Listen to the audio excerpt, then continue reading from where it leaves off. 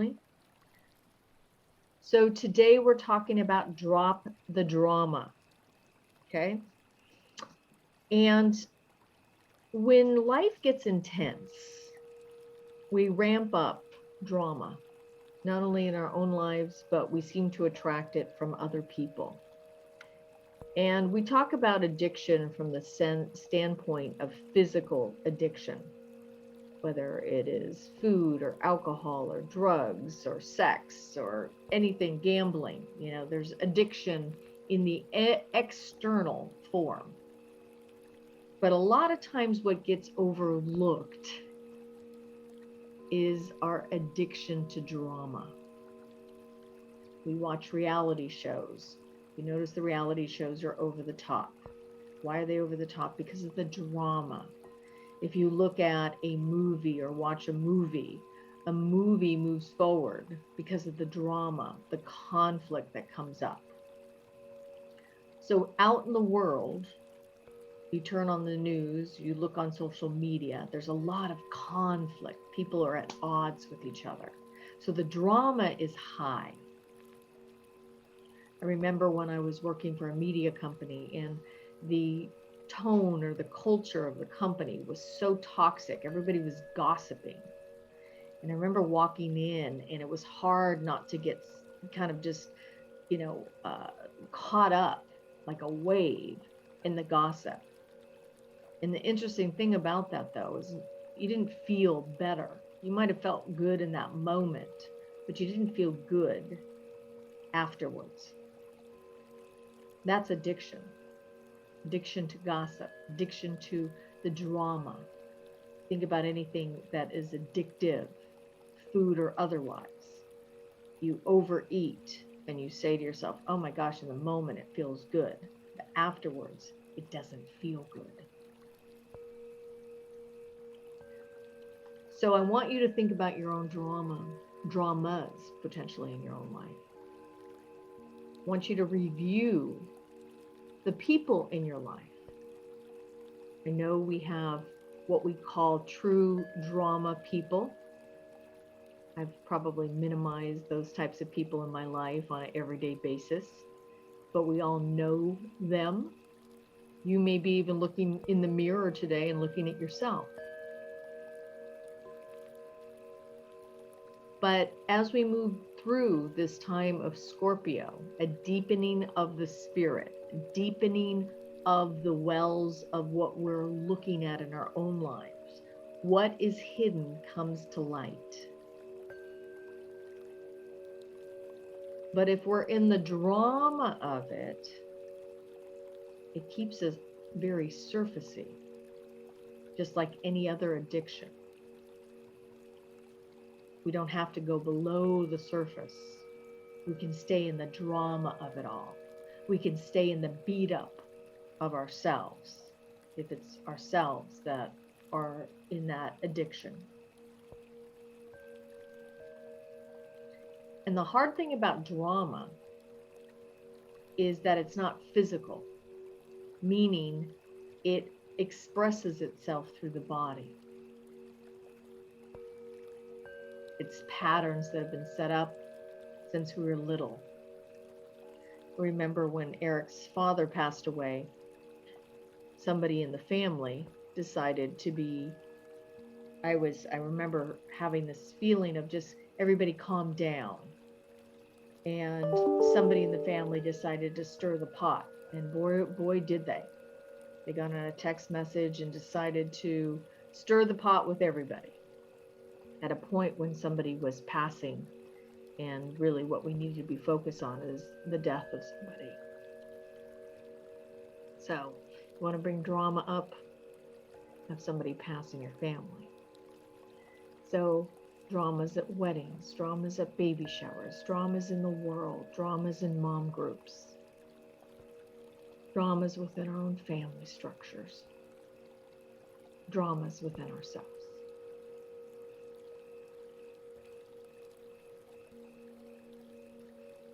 This is a time that we have choices to make in our own lives. Are we in the healthy drama?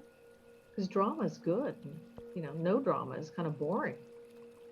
But are we in our healthy drama? Or are we riding the wave of candy drama? You talk about somebody else so you don't have to look at your own life. You make mountains out of molehills so you don't have to look at your own life. You get in conflict with people. You make assumptions about people so you don't have to look at your own life.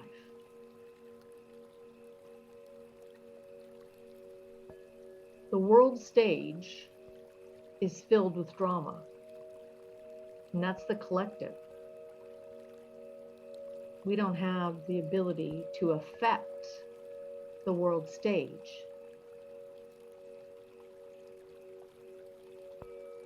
At the moment. But we do have the ability to affect the world stage within our own being. Rising to your own vibrational frequency means letting go of negative, toxic drama. Not feeding your weed, feeding your roses. So what does healthy mean to you? What does healthy drama look like? For some of you, you may not even know.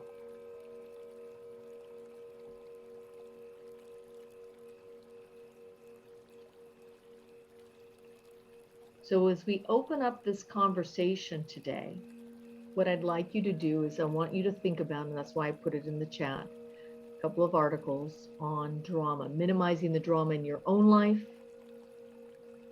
and being able to spot people who are addicted to drama. Now, this person might be you, and that's okay. Just means you might have to clean up certain areas in your life. So I want you to review your relationships this week. Who in your life would you consider an unhealthy relationship?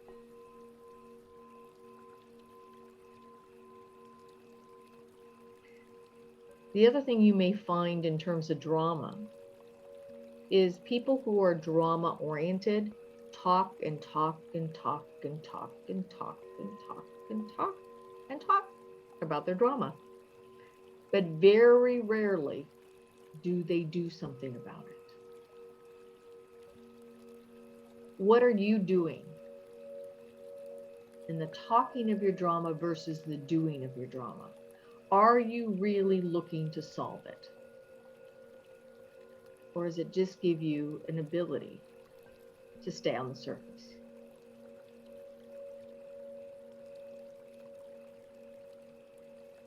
So I want to give you a couple of things to look at in spotting a drama addict, okay?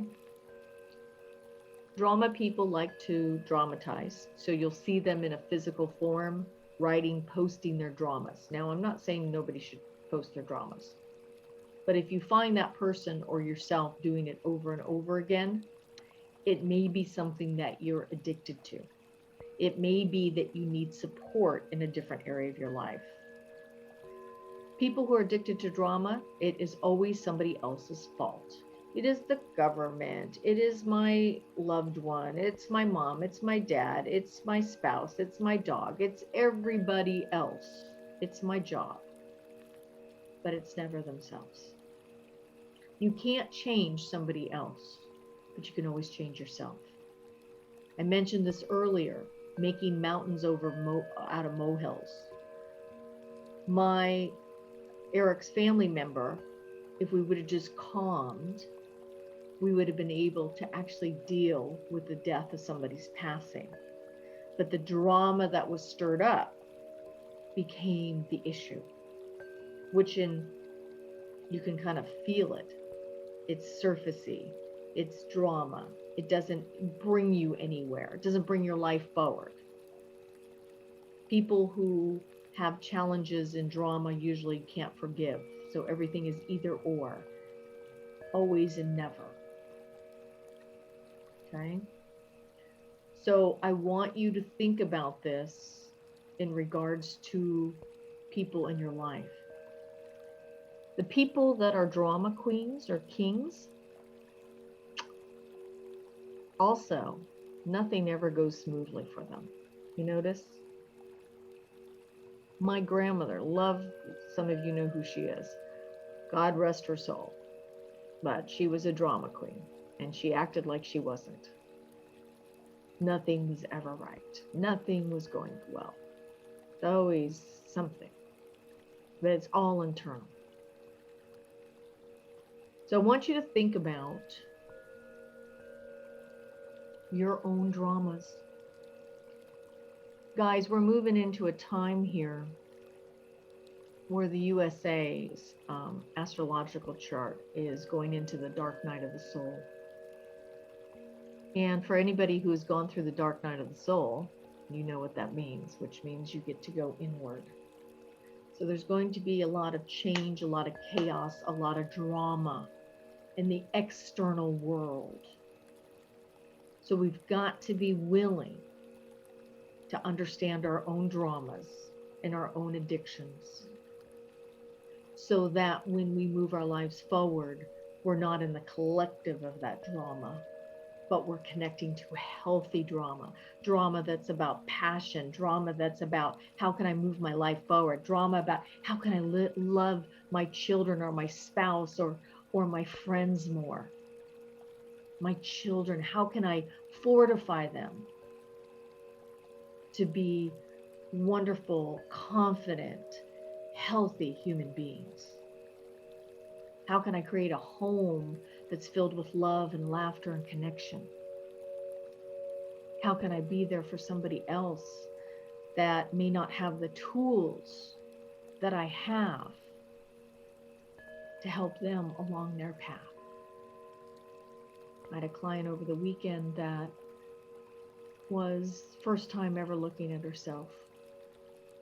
First time. Hasn't read a book, doesn't know anything about psychology, was very, very leery about opening up.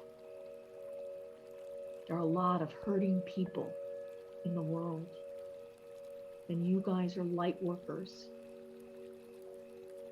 But it's important as light workers that you look and do the inventory yourself for your own dramas. The world needs you. The world needs to rise to a higher vibration, and that starts with each and every one of us. Drop the drama that is toxic, unhealthy, or negative. If your life depended on it, would you drop it?